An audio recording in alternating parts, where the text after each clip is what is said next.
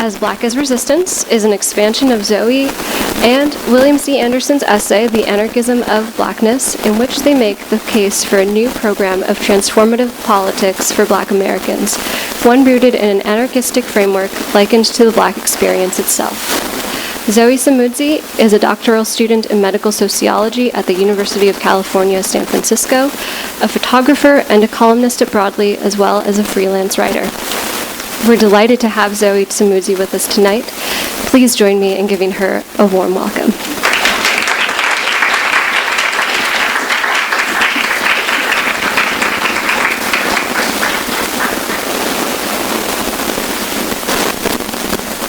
Hi, thank you everyone for coming.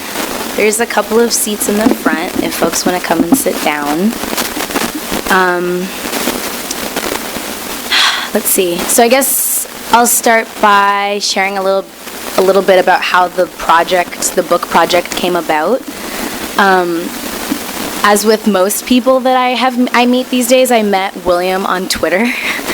And I think I had read something that he'd written that I thought was really, really dope. And we started talking about wanting to write something about Black leftism because we were so dissatisfied with a lot of the left writing that we see in mainstream spaces, or bigger left spaces. And so for 2 years, we talked about how we wanted to write stuff together and never did, obviously. And then there was an opportunity to write something for Roar magazine, which was the Anarchism of Blackness, and Jerome gave us a week. So we did in the week what we were supposed to have been doing over the span of 2 years. And that piece spread in a way that neither of us were really anticipating it spreading. There were people all across the left who were sharing it,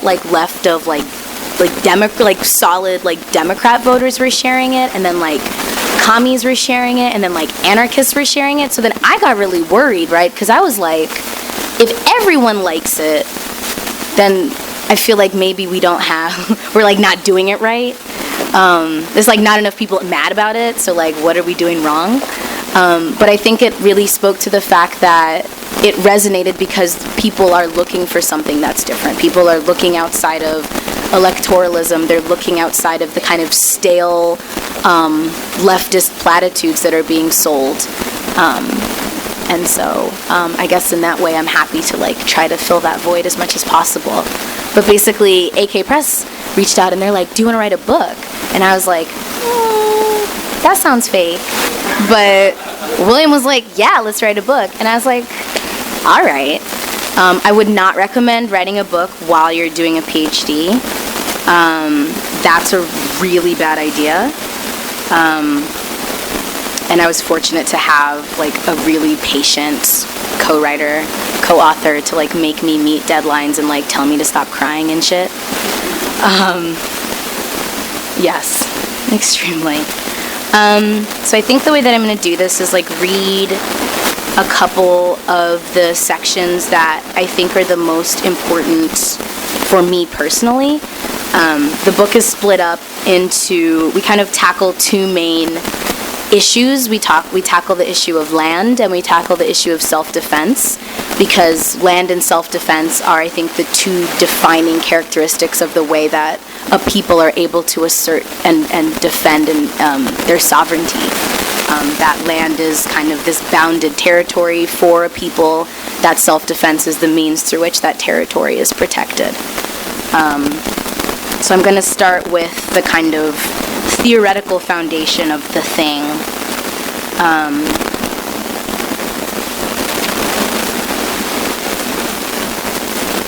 Okay, I'm just going to start reading. Okay.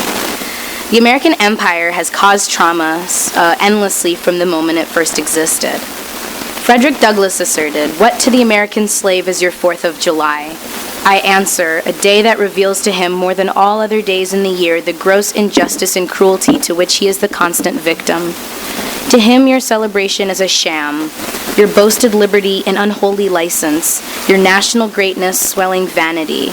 Your sounds of rejoicing are empty and heartless, your denunciation of tyrants' brass-fronted impudence, your shout of liberty and equality hollow mockery. Your prayers and hymns, your sermons and thanksgivings, with all your religious parade and solemnity are to him mere bombast, fraud, deception, impiety, and hypocrisy, a thin veil to cover up crimes which would disgrace a nation of savages. There is not a nation on the earth guilty of practices more shocking and bloody than are the people of the United States at this very hour.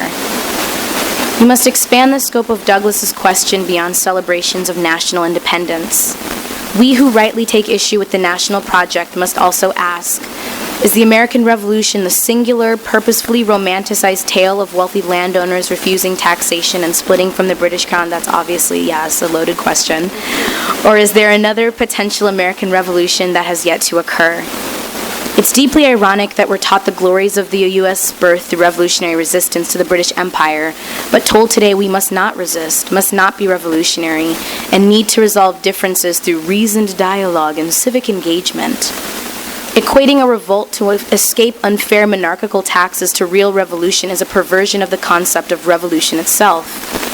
How revolutionary were men who saw no problems with enslavement and citizenship based on white manhood and land ownership. This revolution served white supremacist patriotism and the suppression of dissent. Revolt is at the foundation of the United States, yet now patience and cooperation are presented as the only acceptable ways to address inequity.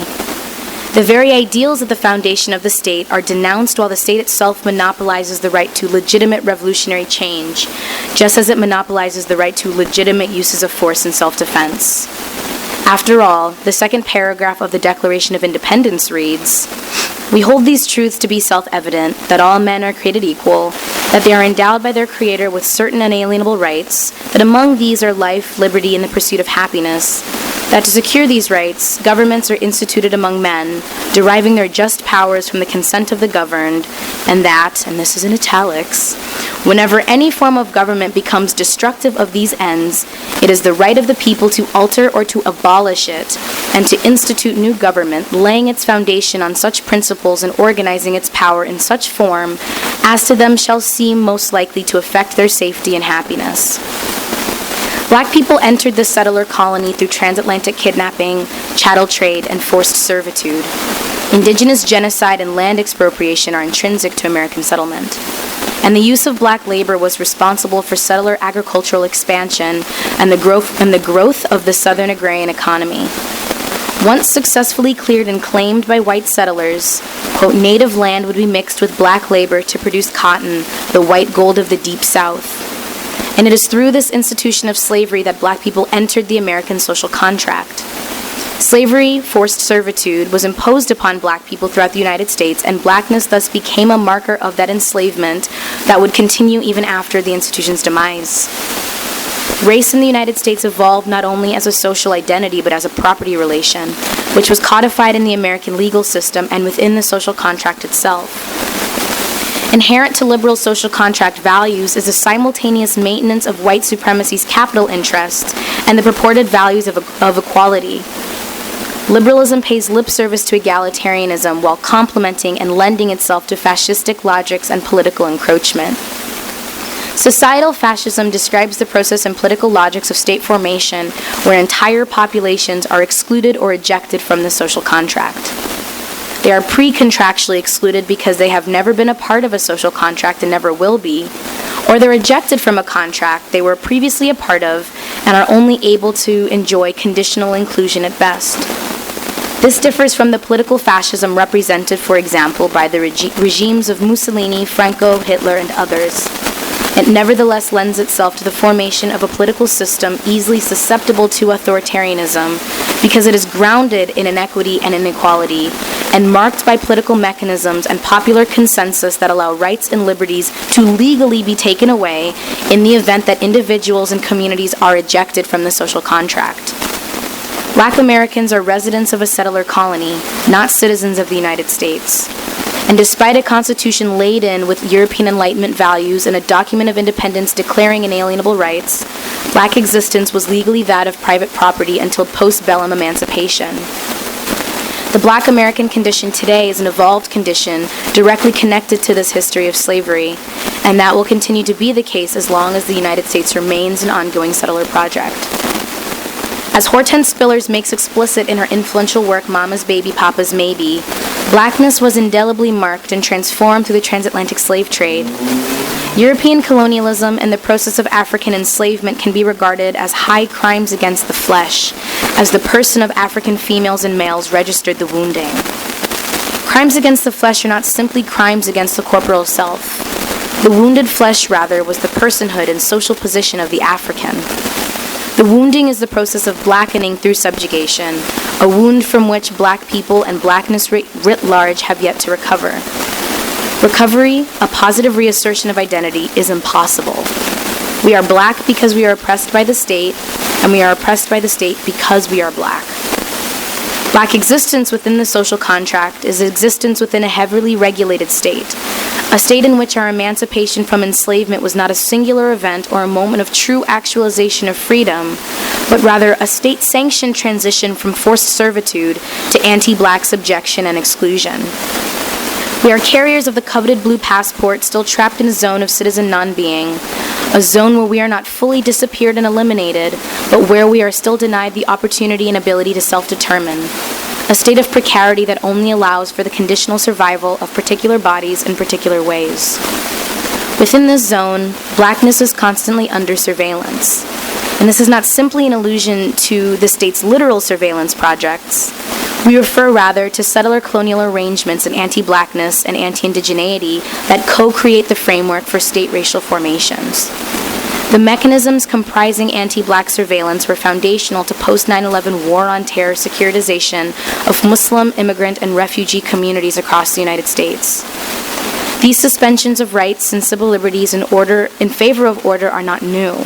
They're rather being explicitly applied to other racialized groups both domestically and in U.S. foreign policy.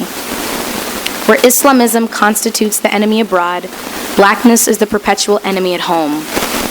Islamophobic and anti-black logics become complementary and also inextricably linked where the first Muslims in the United States were enslaved West Africans. What is citizenship within a social contract where our Sixth Amendment right to a fair trial can be suspended in the event of our completely legal but extrajudicial murder by police?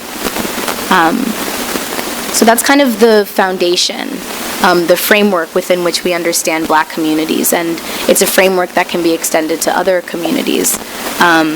If we look at, for example, the way that immigrant communities are being securitized, particularly undocumented immigrants, we look at the ways that the Homeland Security apparatus could not exist without the system of mass incarceration and racialized criminalizations that was first kind of set into motion by the genocide of indigenous people and then the trafficking and importing of African people to replace them as a labor force when indigenous people were not understood to be a viable labor force anymore.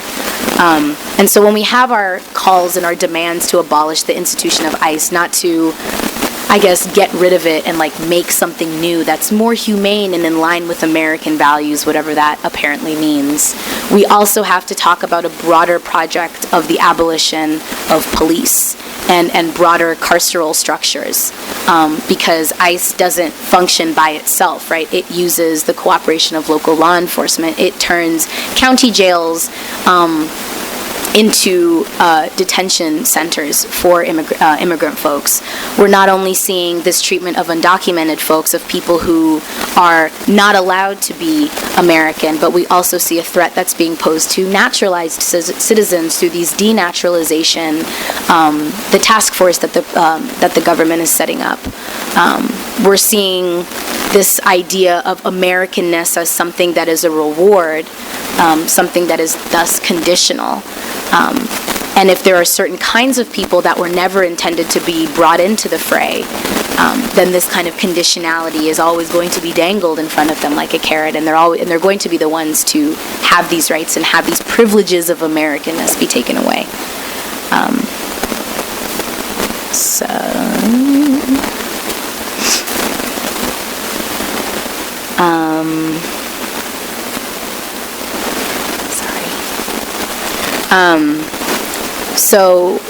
So then when I think about Black America and I think of indigenous communities, and I think of migration, I always think about land, and I think about these structures of border imperialism that are created to enforce the boundaries of who is allowed to come where, who is allowed to become what. And I think always about the fact that so much of Black identity, and I guess I'm kind of speaking from outside the club a little bit, not that I'm not Black, but I'm not African American, like I'm first generation American. And that was something that was really important for William and I, that we have two very different relationships to Blackness, as he's a Black person who is descended from enslaved folks, and my parents came to the U.S. in the late 70s, early 80s. And so we also have very different relationships to land.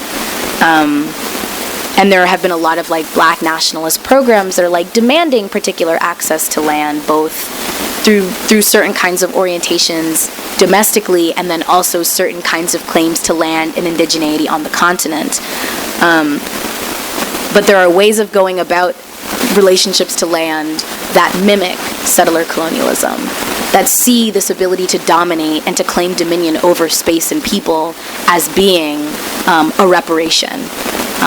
And as we were talking about Ta-Nehisi Coates earlier, he continually refers to a particular land project as the pinnacle of reparations for Black people, and that is a kind of analogy that has been made for a long time. And so I'm going to read a little bit about land and Marcus Garvey and Black Zionism. Well, he called it Black Zionism. I'm not trying to do Black Zionism. Yeah, we don't do that in this house. Okay, so I'm starting on page 24. The beginning, like the first full paragraph on 24. Much of the identity production of Black people in the United States, both from the descendants of enslaved Africans and otherwise, has stemmed from a sense of yearning, an attempt to reconcile a diasporic self with roots and a sense of African groundedness, a sense of home space. Certain strains of Black nationalist thought and politics historically, and even presently, have called for Black people in America to go back to Africa. This nationalism, driven by logics of land-based reparations for expropriated labor in the U.S. and abduction from the continent, voids the sovereignty of African states. Black nationalism in the United States can sometimes entail these quasi-settler claims to land, whether through Black Zionist traditions or land-based reparation claims entailing the establishment of a Black nation within former Confederate states. Black Zionism evoked the Exodus story of Moses leading the Israelites out of bondage from Egypt and into the Promised Land, a clear analogy to the Black diaspora's potential liberation from the subjugation of American white supremacy.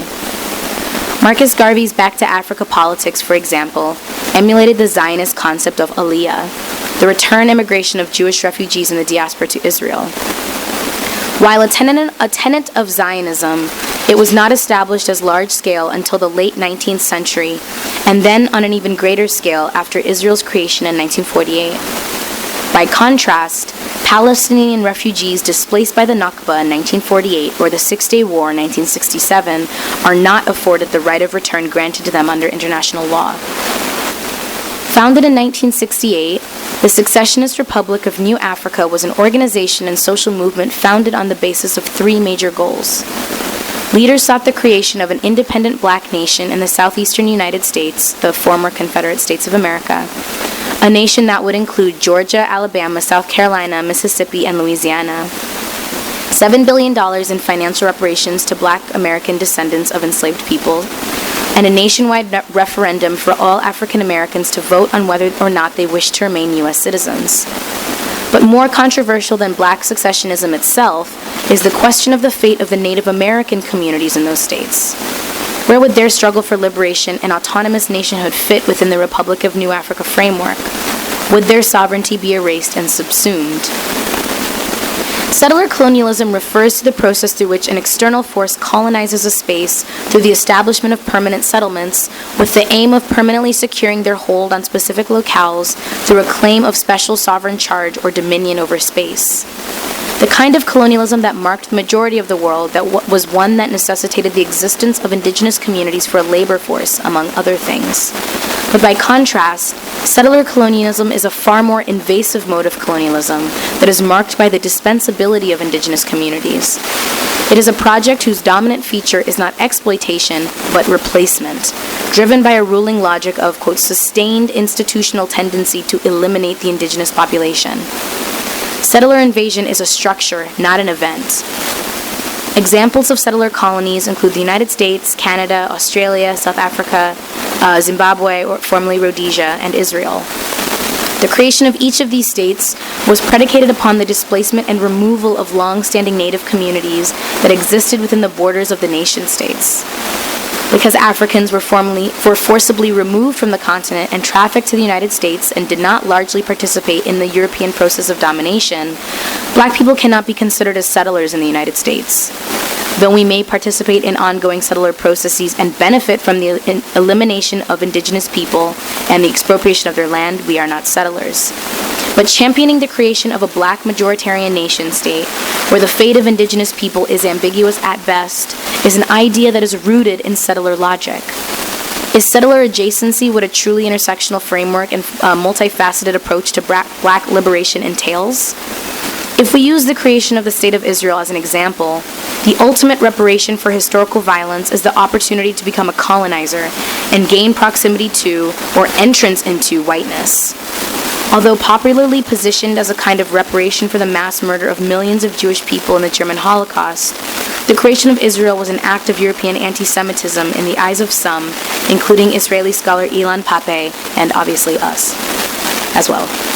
The establishment of a Jewish homeland meant that antagonistic Western governments, states such as the United States and Allied powers that were well aware of the genocidal violence of Hitler's final solution, would not have to receive as many Jewish refugees. Mirroring this in the United States, white supremacists have historically supported the separatist politics of the Nation of Islam. They have seen black separatism as analogous to white nationalist self-determining politics of the white majoritarian United States. Of course, these logics of racial self-determination do not operate the same in reverse. Their endorsement of black separatism is not support for black liberation, but rather an understanding that the self-segregation of the black community means less labor will be needed to remove racial impurity in the actualization of their fully white ethno-state. Richard Spencer recently articulated his identity as a self-proclaimed white Zionist, stating, "I want us to have a secure homeland for us and ourselves, just like you want a secure homeland in Israel." This represents the shared logics of colonization. See also, for example, the way that the white Ashkenazi Jewish minority comprise Israel's power structure, and an ideological alignment between Zionism and American white nationalism. Israeli state politics revolve ultimately around the removal and subjugation of the Palestinian people, beginning with the Nakba. The continuation of settler colonial development in Israel translated into land expropriation, housing demolition, constructions of settlements, ghettoization, and disproportionate state violence against Palestinians. Robin D.G. Kelly describes the ways in which this liberatory thought is not only a narrative of slavery, emancipation, and renewal, but with a language to critique America's racist state since the biblical Israel represented a new beginning.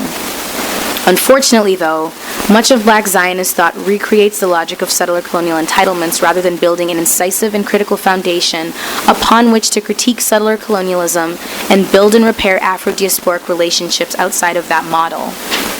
If land-based reparations were to be actualized for black people in the United States, models for land-based liberation that are not both mindful and critical of settler colonialism would perpetuate the expropriation of land from indigenous communities still fighting to assert their sovereignty.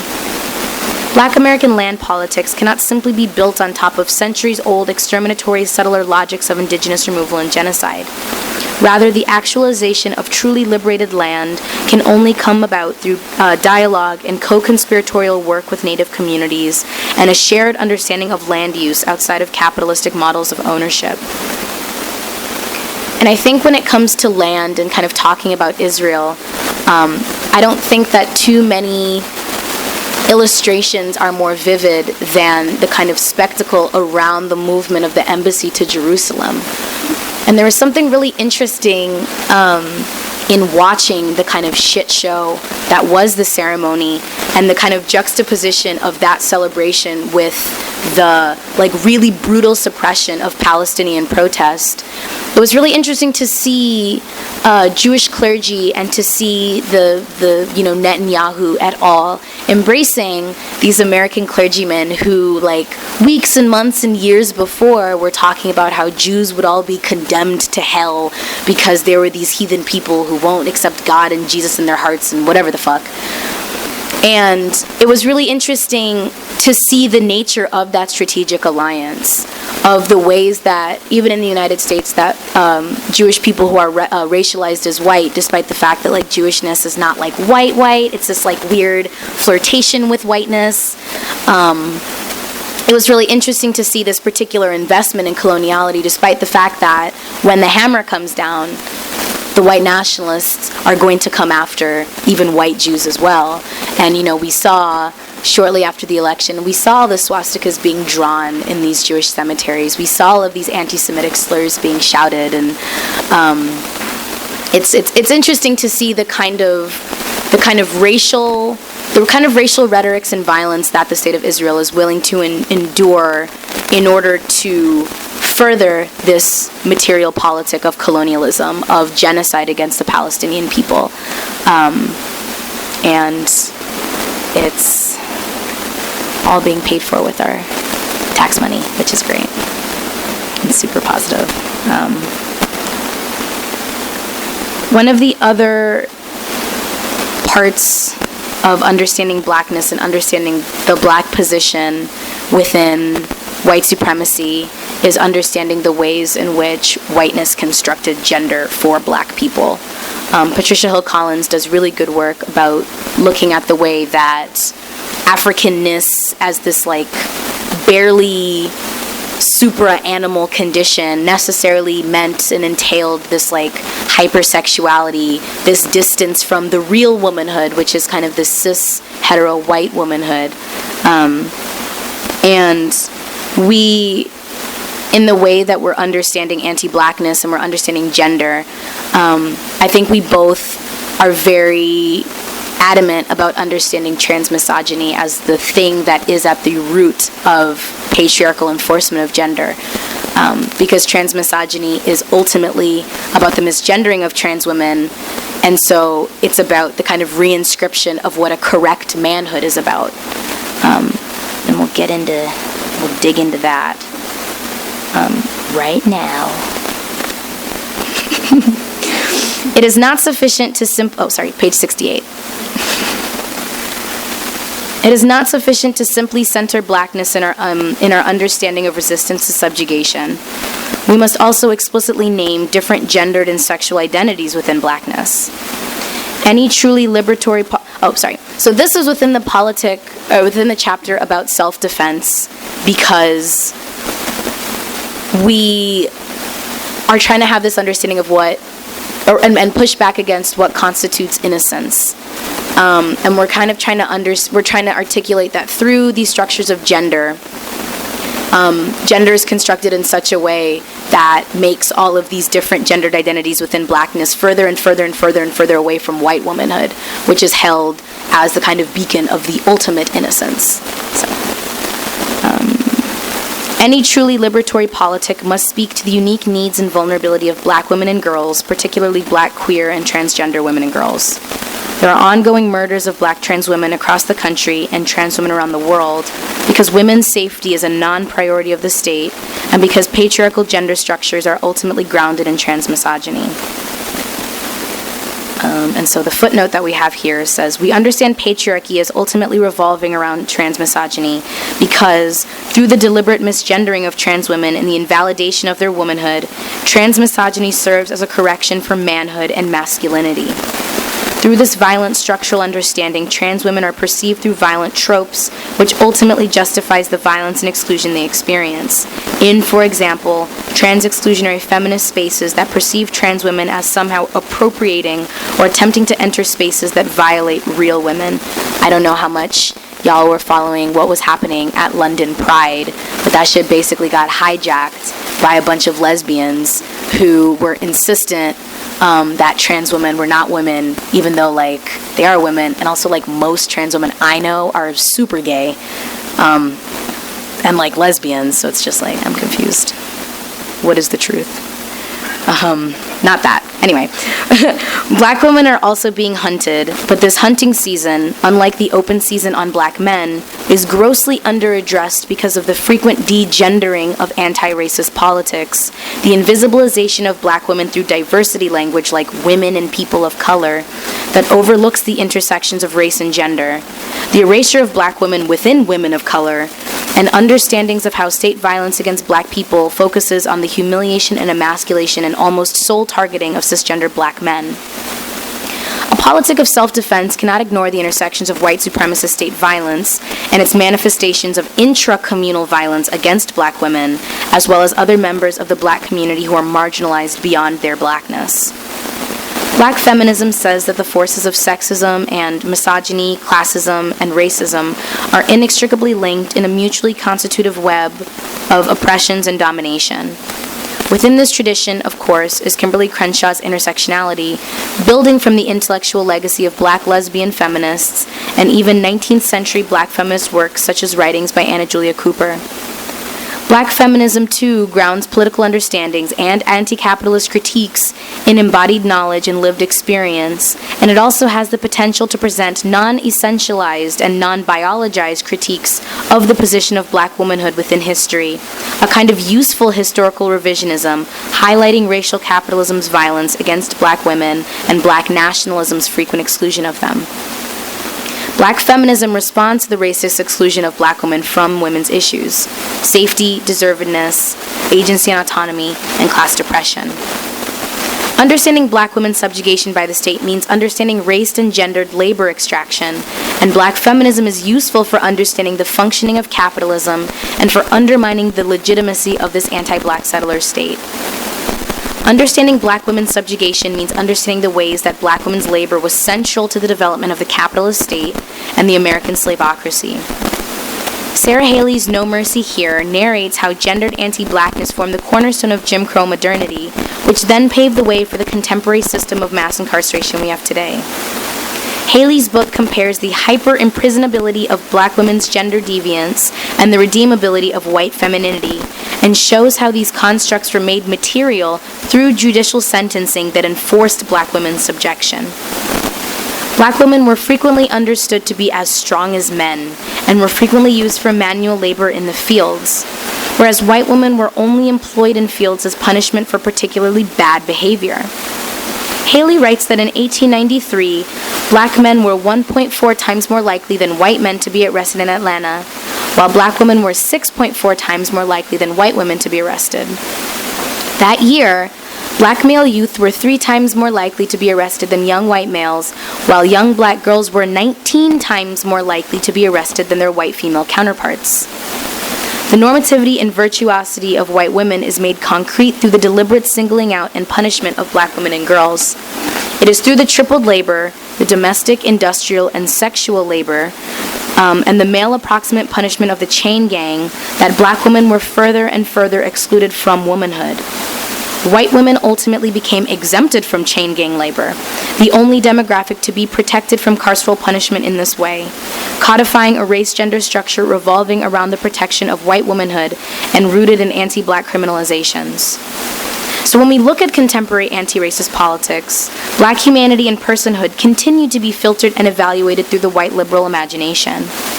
In Against Innocence, Race, Gender, and the Politic of Safety, Jackie Wang asserts a frame for understanding black personhood and victimization.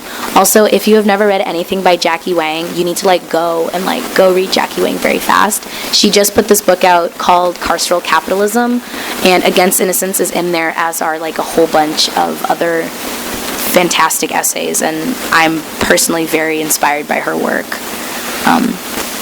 A notion of innocence is a precondition for launching anti-racist support campaigns, she says, and such campaigns only arise when black people are able to pass tests of moral purity.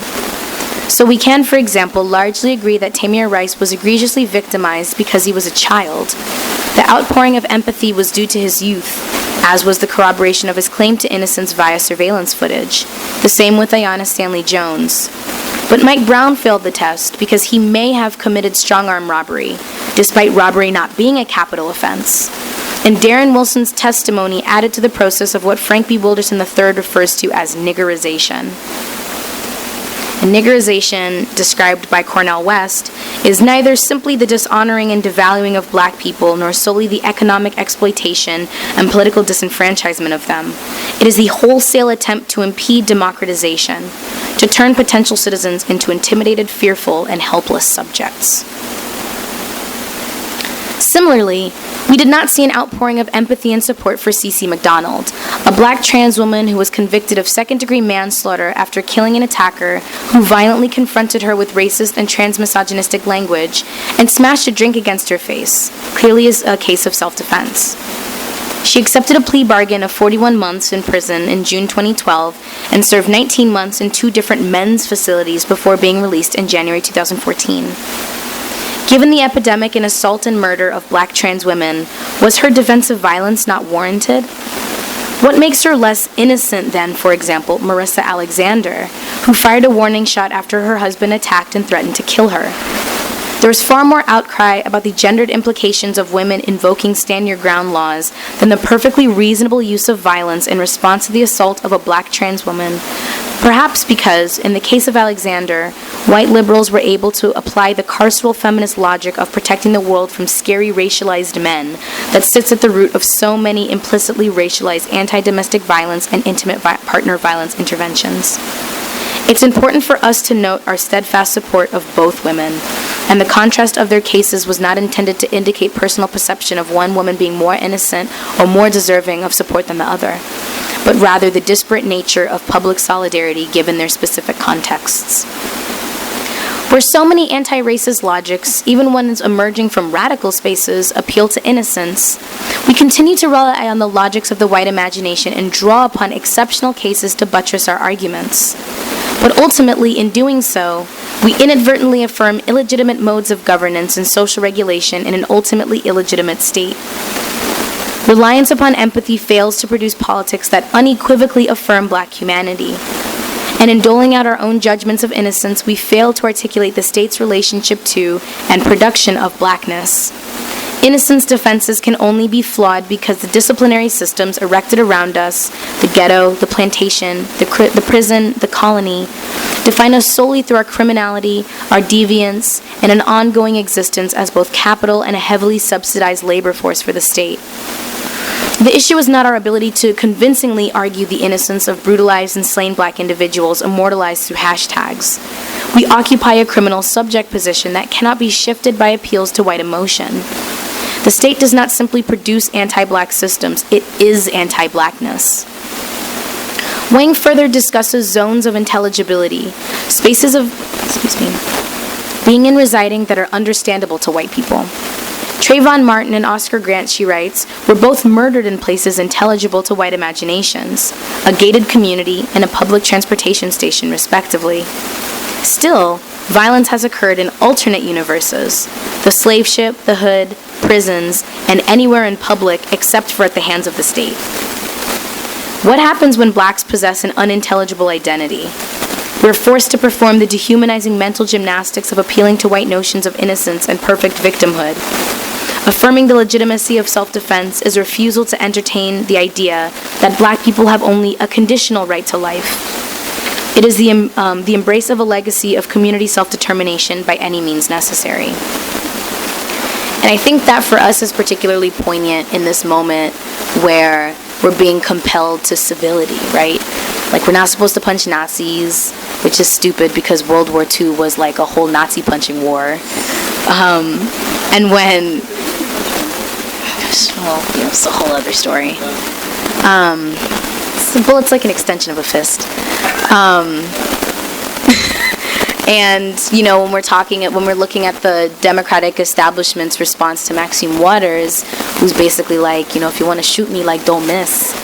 They're like, no, like, we have to be civil and we have to, like, you know, but, like, how do you be civil to someone whose whole politic is based upon your extermination, right? And attempting to deprive you of your right to life. Like, I remember I was invited to be on this panel with some person who I guess was like a highly stylized white nationalist.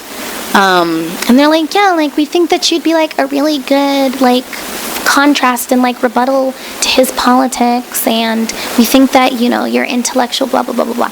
And I was like, okay, so no, but I'm wondering how I'm supposed to have a conversation with him, right? And this is just beyond, like, me probably, I would just get so mad I would start crying, and, like, that would just be kind of embarrassing, because, like, you can't let them see you sweat. But what is this, like, shared foundation for a conversation? So it's like Richard Spencer published on his website A Case for Black Genocide, right? So if this is, like, where your politics are coming from, what is my responsibility to, like, convince you that, like, black genocide is bad?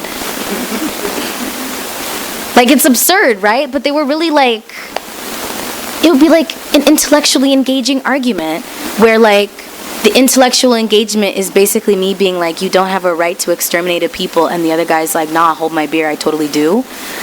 And it was really interesting how they felt as though I had the capacity to do it, or that we have the obligation to have to continue to do it, and that while that genocidal structure is in motion, right? Like, we have black social death, we have black folks being murdered by the police, we have black people dying in poverty, we have black people dying in all of these spaces. Like, while this anti-black murder machine is in motion, we're supposed to be, like, calmly sitting in front of a classroom making impassioned arguments about why that's a bad thing, as though you're gonna change a Nazi's mind. And if you do, I guess, like, congratulations, but, like, that's not my job. But this idea of civility in the face of this violence, this exterminatory violence, right? And they weaponized Martin Luther King, forgetting that he was assassinated by them, even as he was trying to do the nonviolent civil disobedience thing.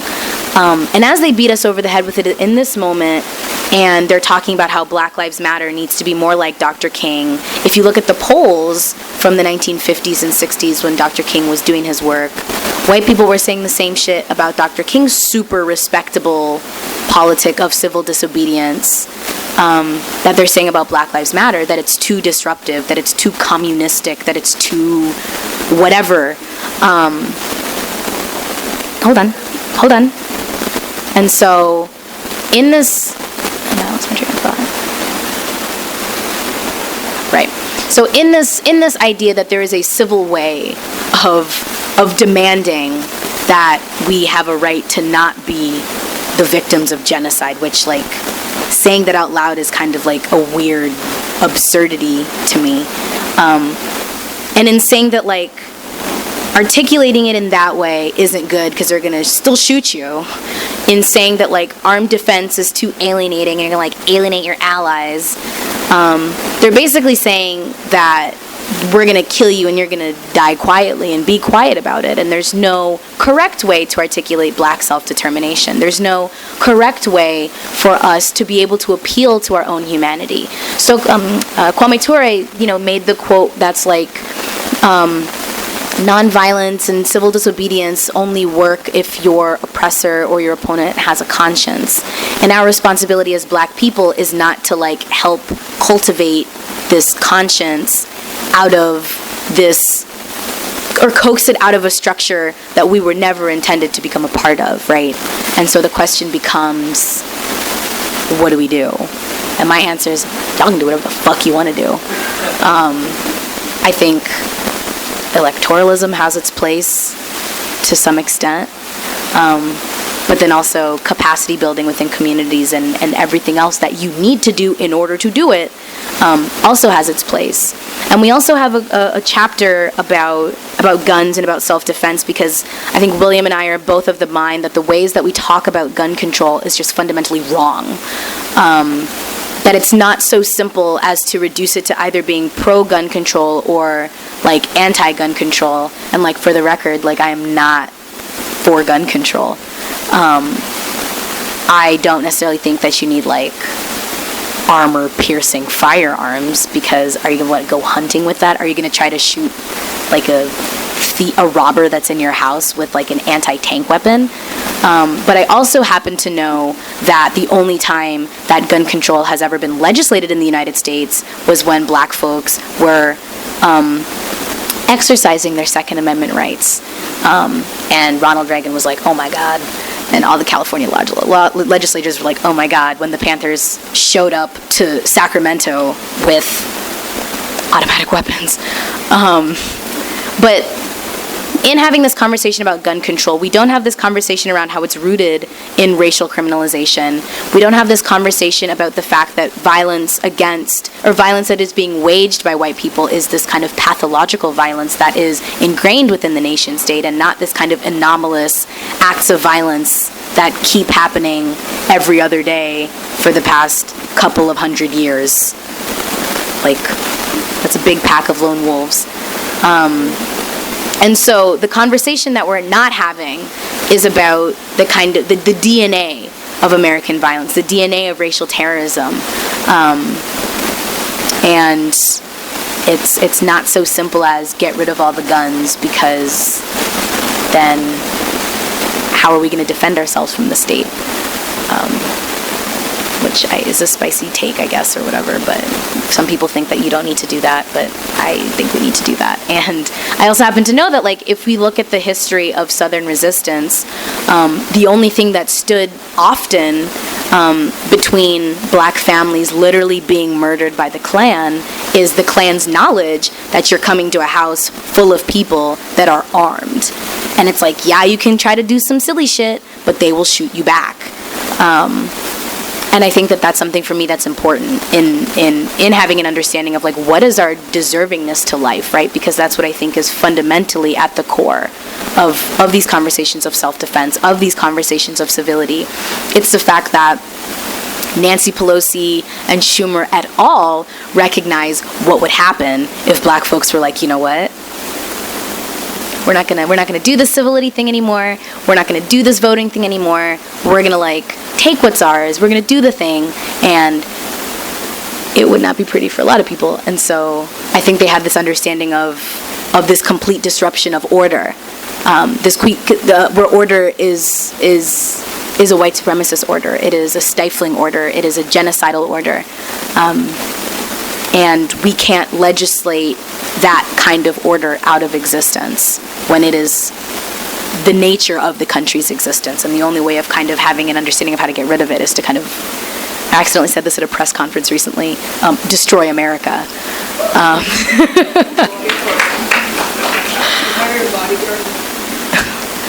mean, we don't talk about the bodyguard, you know. Gotta keep a low profile.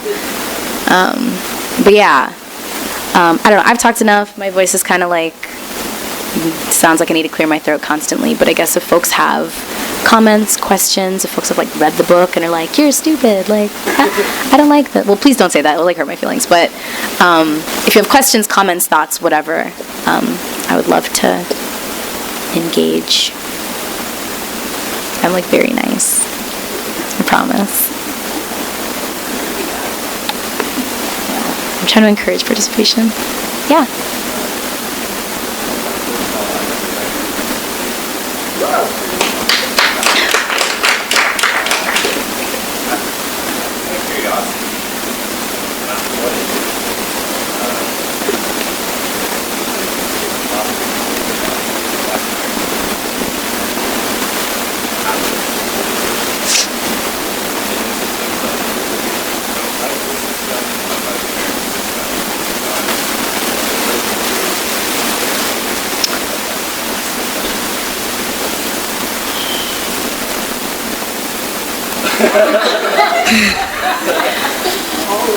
Jesus Christ.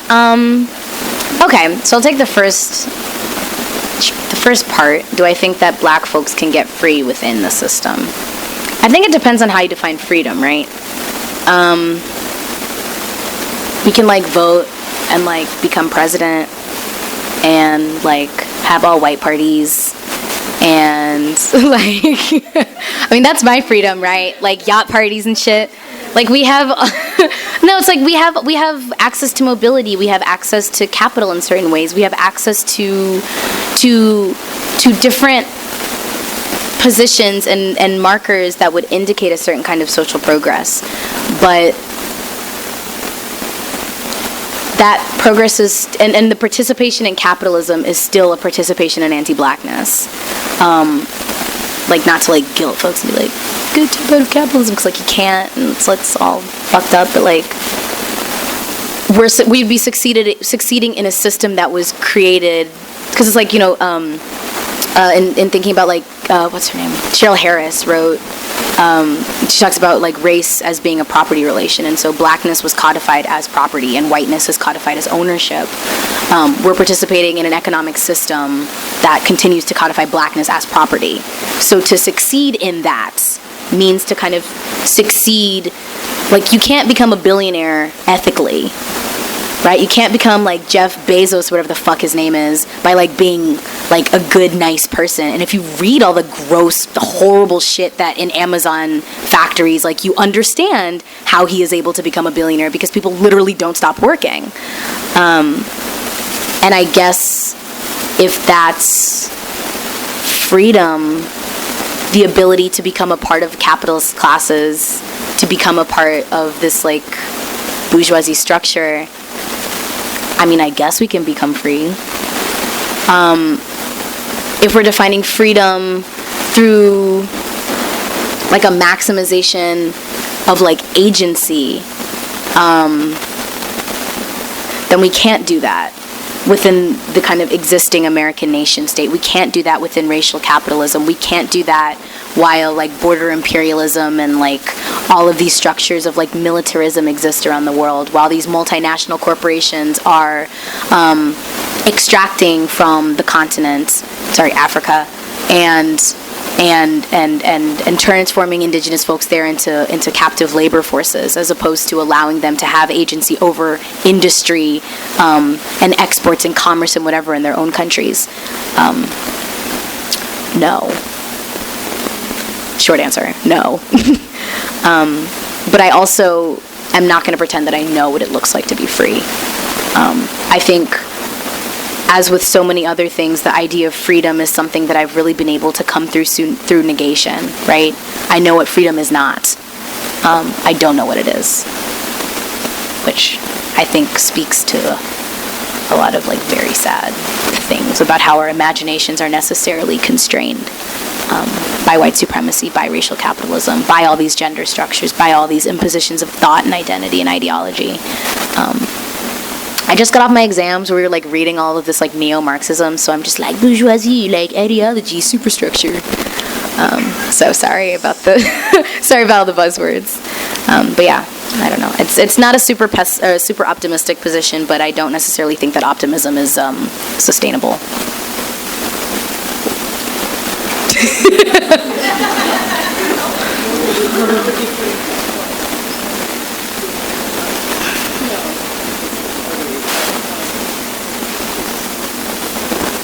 Sure.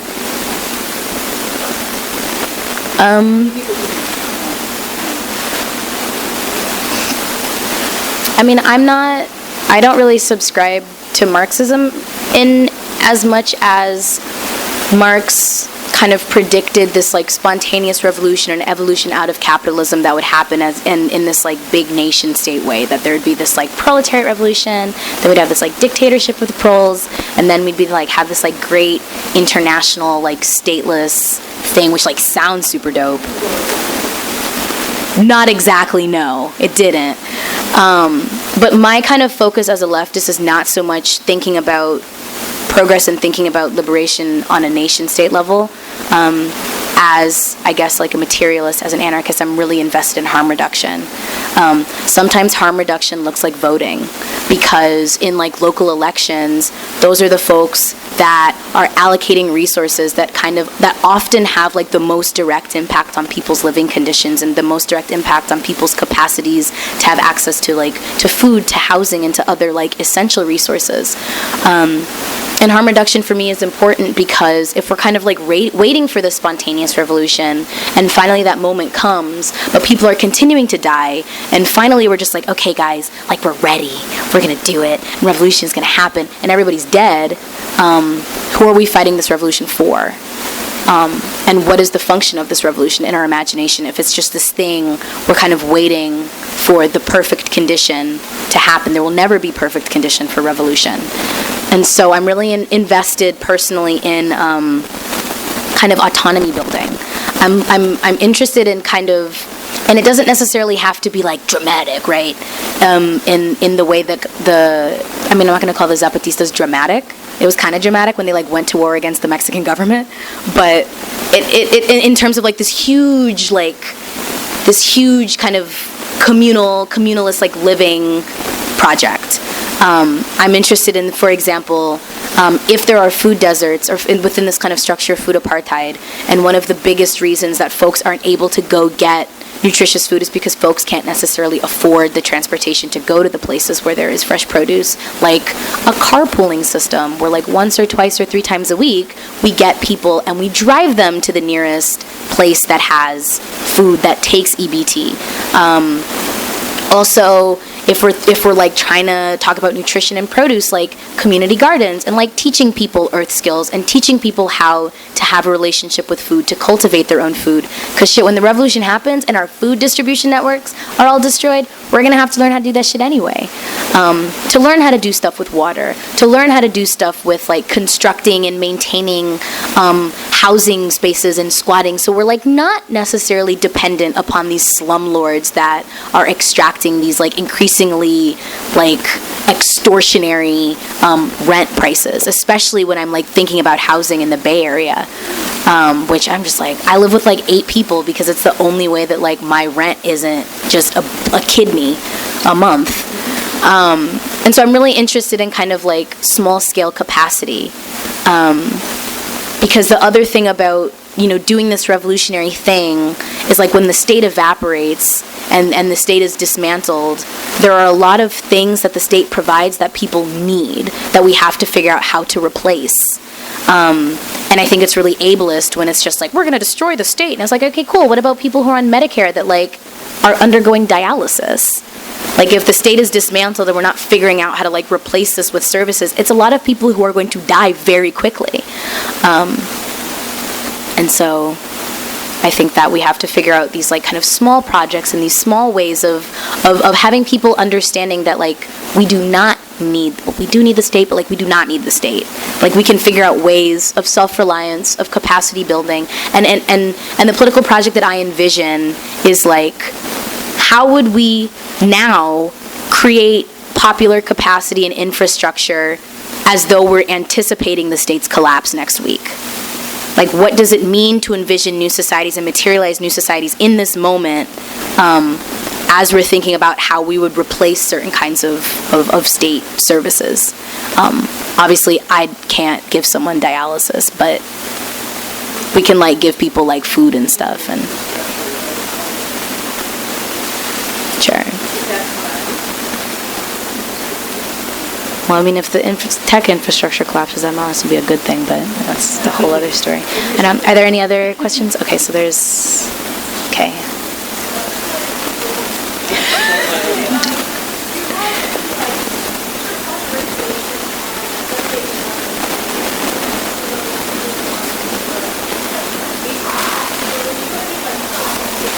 It's like anarchy for teenagers?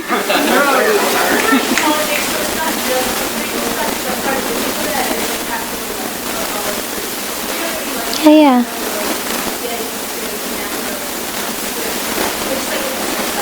Hell yeah. I'm a sociologist, like I'm not offended. Like it's like it's fine.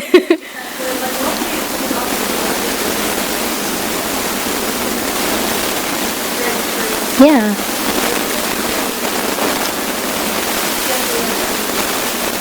Oh, people, hell yeah. So I stand super hard for Miriam Kabe. She wrote the foreword of the book, so like I'm not gonna stand for someone and be like, right in my book. But I really appreciate her work because she makes abolition something that is both like this lofty ideal that we're like fighting for constantly, but also this thing that we do every day.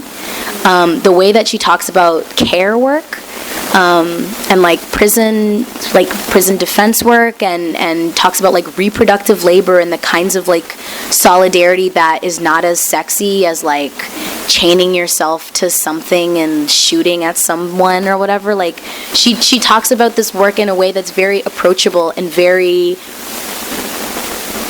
kind of like mundane, but that makes the project so much more kind of inspiring in this way, because you're able to kind of visualize the roots of the big thing in your kind of everyday relationships and interactions. And so like her website, Prison Culture, just has so much writing on so many different aspects of abolition when it comes to prison, when it comes to like juvenile justice and figuring out ways of like engaging disciplinary structures that are not these like punitive structures. I think like she should be like foundational on everything. Trying to think of like, yeah, I mean there's gotta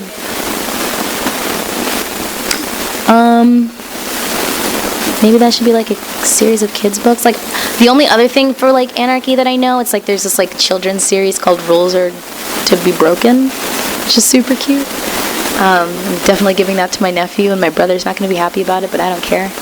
But yeah, Miriam Kabe, I'm like drawing a blank. It's been a very busy past like week and a half, and I'm just kind of like, yeah, her work I think should be fundamental to like everything.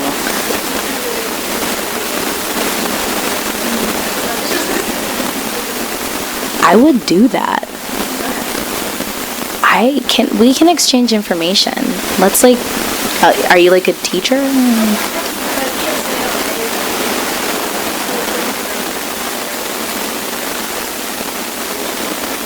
Mm-hmm.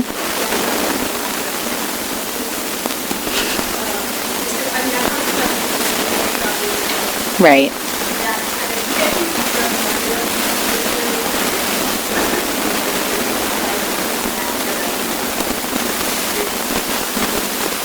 I got all my shit from Tumblr, to be honest. Like, yeah, let's talk more about that. Yeah, that'd be cool. I'm trying to do anarchies for the kids shit, so what about it? You had a question as well?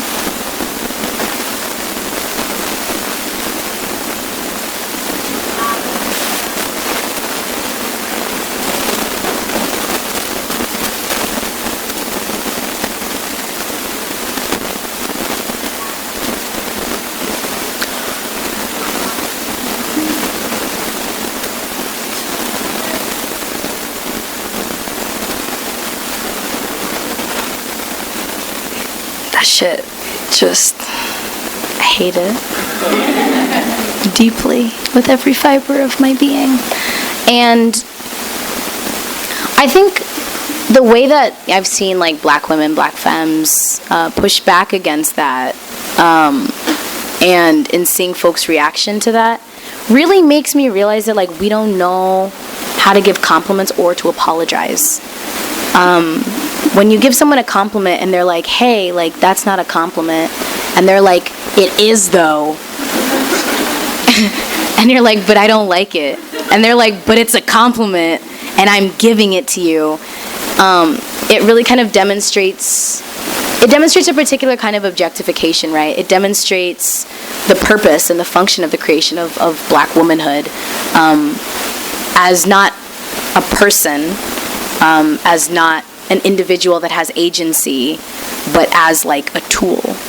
I remember like when that was the Alabama race or whatever, and folks were like, black women saved us. I was just like, no. The funny thing about that is like, we're just trying to save ourselves. And because of the particular ways that our oppression materializes, and because of the ways that we are often thinking in communal ways when we are trying to save ourselves, like, y'all just happen to benefit too. So it's like, black women will save you by accident. In trying to like run out of the burning house, we will accidentally get a hose and just extinguish the whole fire while we're at it. And I think that there's something that's really horrible about placing such a massive burden for saving on people who are drowning, right? And are floundering in so many ways, and are exhausted, and there's no like offering of reciprocity. So there's this like, listen to black women and black women will save us. And I'm like, hey, like, I'm a black woman. And they're like, no, don't talk like that though. Talk like this instead. And we'll listen to you there. It's like, y'all don't really give a fuck about black women. You just appreciate the fact that we do all your dirty work for you. And I yell about that on Twitter often. I think like isn't like a couple of days ago I was yelling at someone and people were like, well, how are we supposed to compliment you and show that we care? And I was like, well, you could actually just not say anything and just like do the work and like support us materially and like talk about black women, like gendered violence against black women as it exists within this like structure of white supremacy, and not just kind of singularly focus on like cis hetero black men. Like, you can like not abuse us, and when we're talking about sexual violence, you cannot be like, well, you know, like, you know, there are all kinds of like material ways that black women can be supported without kind of demanding that we sacrifice ourselves for some respectability politic, for some, whatever, I don't know, like, does it make you feel, I don't know, I'm just annoyed. I'm just like, stop. And this is why I really appreciate Maxine Waters, because she's just like, fuck you. Basically like the Marshawn Lynch of Congress right now. And just doing what she needs to do as she understands it to be important to kind of herself as a black woman and to black people. Obviously not to pretend that she's like banging the commie hammer like in Congress or anything, but I appreciate what she says and kind of what she represents in her refusal to be respectable. And I found it really interesting, for example, when people were talking about Kamala Harris that way. And, you know, when there was that some hearing where someone was like, blah, blah, blah, and she was like, actually, you can't talk to me like that. And everyone was like, wow, is this a savior? And everyone in Northern California was like, no. Because, like, are you looking at the way that she is, like, taking money from these financial institutions? Like, she's a Fed. Like, she's a prosecutor. And her whole job is to, like, put black people in prison. Like, what... How is this your like how is this your savior? Like, I don't understand. So it's a lot of like really unrealistic expectations that I think we would be much better off if we stopped even attempting to fulfill. It's this idea. This kind of goes back to this idea of like perfect victimhood or innocence or whatever, and this performance of civility, this performance of upstanding citizenship and engagement. And it's a game that we're never going to even be able to play. Much less win. So, stop saying black women will save us, and like, save your fucking self. And also us. Like, save us from yourselves. I don't know, whatever. Any other questions? Yeah.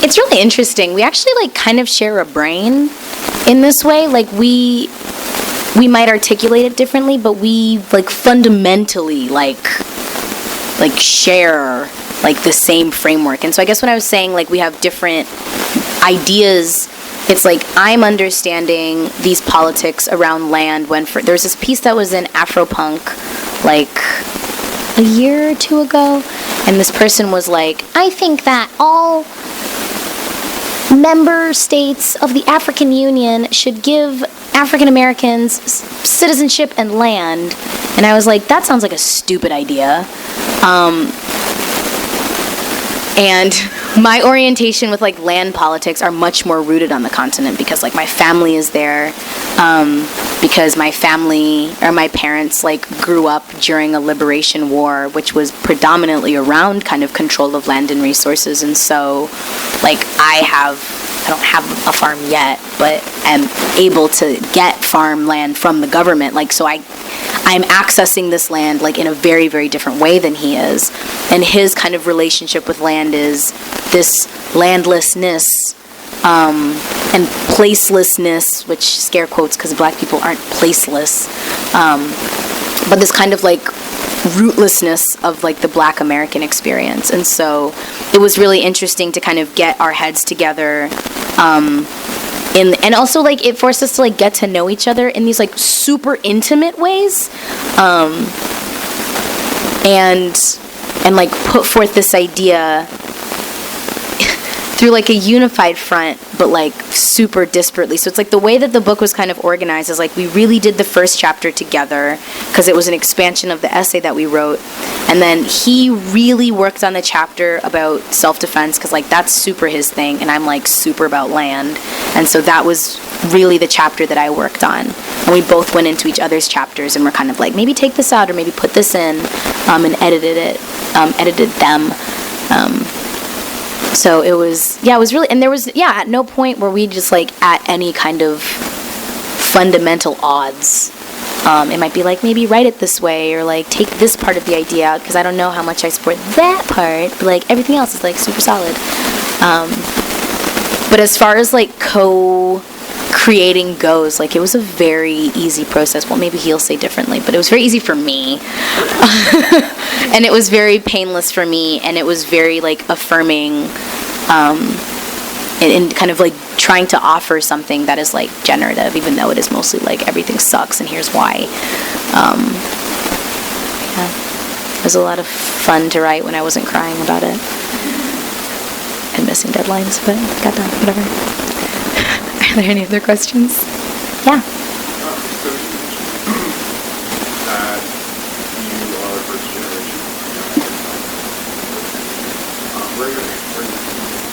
Zimbabwe. So, I guess have you had the conversation with what is the conversation like when you're speaking about inner rights, like you deserve a chance to not because so what does that conversation look like with your advances, your community, if you go down to that what does that conversation look like? Is there like you can actually like have your parents, have you spoken to your parents about like them have they witnessed this like Interesting. you enter the country, your country, however you identify, so like not this But yeah, no, I hear you. I hear you. You enter North America And you become black in this way, sure. You know, someone stopping too short at a stop light becomes now a thing that like assessing like what is not kind of conversation that's not more or like have they produced it actually that share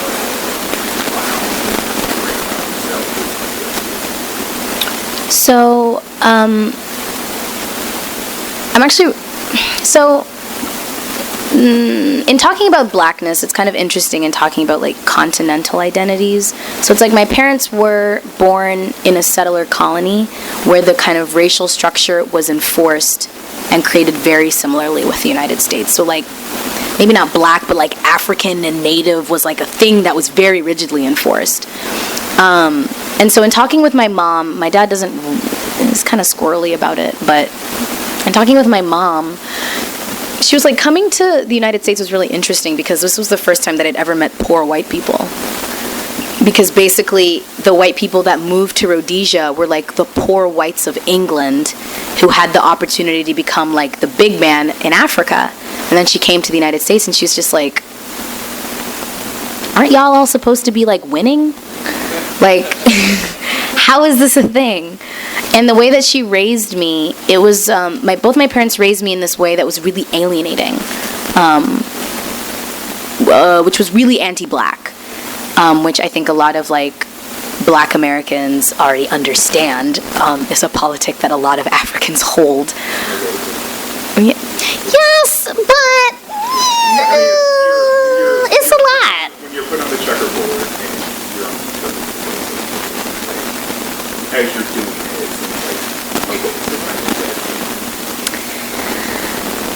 I mean, you can be more generous about it than I am going to be and am. But it was very much this, like, when I was going to try to, like, be friends with the black kids, my mom was like, I don't think that's a good idea. You know, and not very subtly. And so I think a really formative moment for me, this is going to sound super cliched, was when I read The New Jim Crow in high school. I had read, like, the autobiography of Malcolm X. Like, I had read these different kind of civil rights things, but like reading The New Jim Crow, I was like, hold on, Mom, there are people who go to jail because there's a system that makes them go to jail. Like, jail isn't just used for people who deserve to go to jail.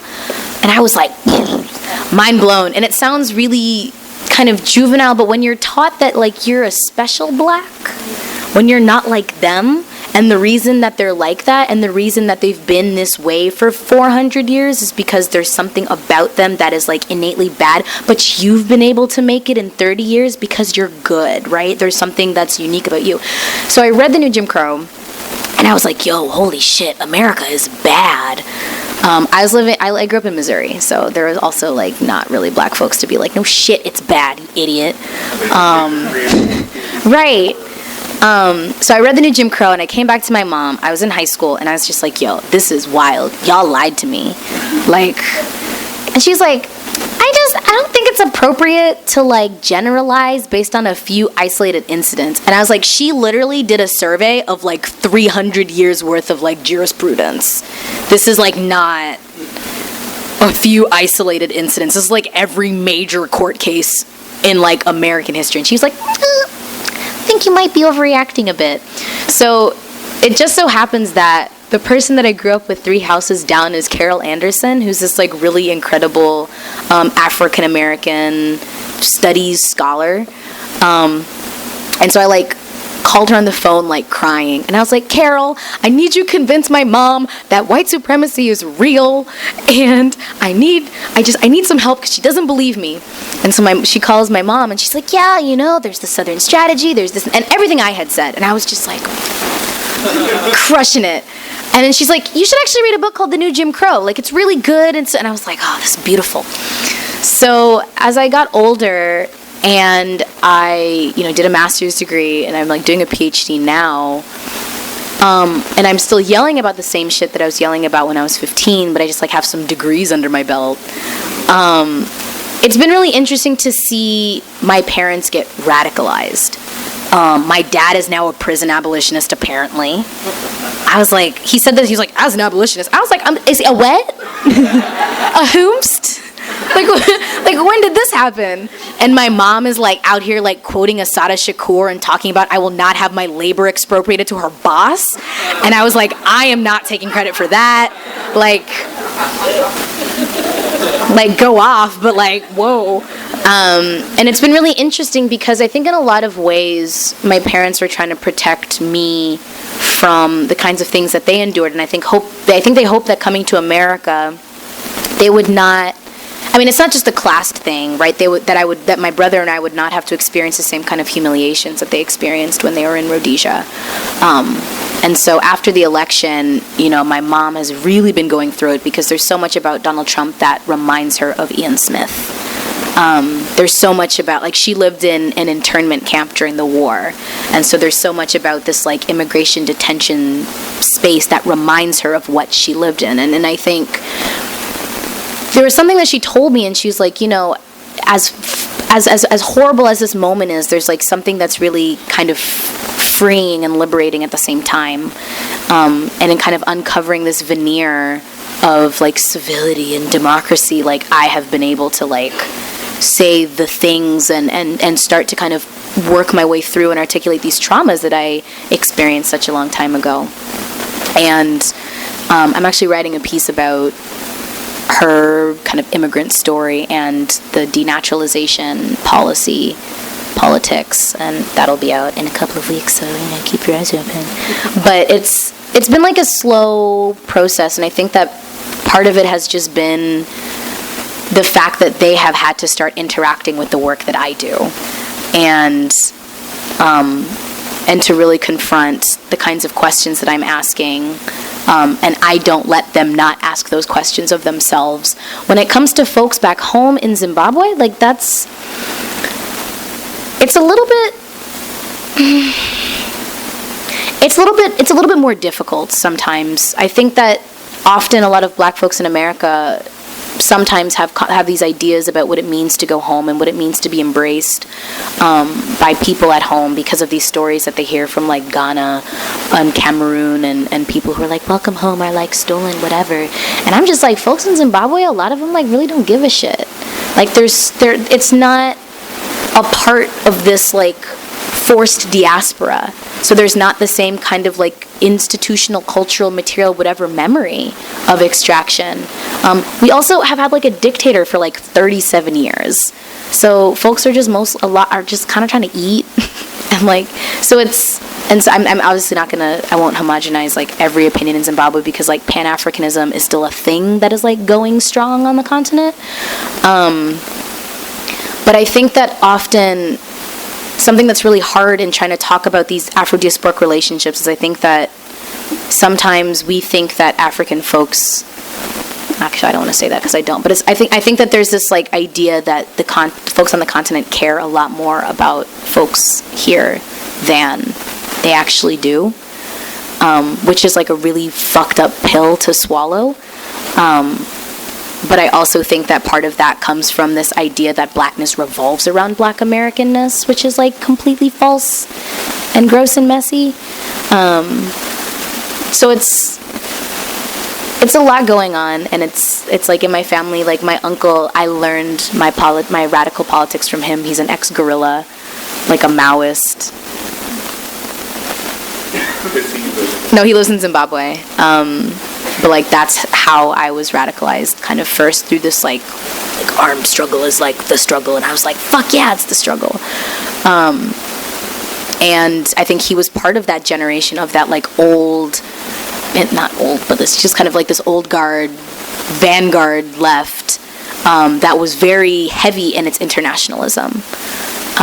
And that's an element, I think, of black leftism, of leftism in general, that's kind of lacking. An internationalism beyond objectification, beyond just being like, well, Syria and Yemen and the Congo, but it's not like a protracted, like real engagement and a real attempt to understand, like, what is AFRICOM looking like in African communities across the continent? Like, it's not just these bases. Like, how are people interacting with these forces? Like, how is it disrupting local economies? How is it,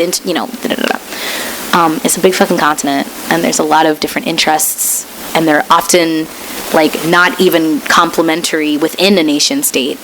And I think that, like, there are a lot of realities that I don't think that we're grappling with enough. But it's also, like, where do you start? So it's hard. Then sometimes I hear conversations and I'm just like, yo, like it's like pretty horrible. Like I don't think you can. But then I also hear that here, so it's like everybody's wrong and everybody's right. Right. Okay.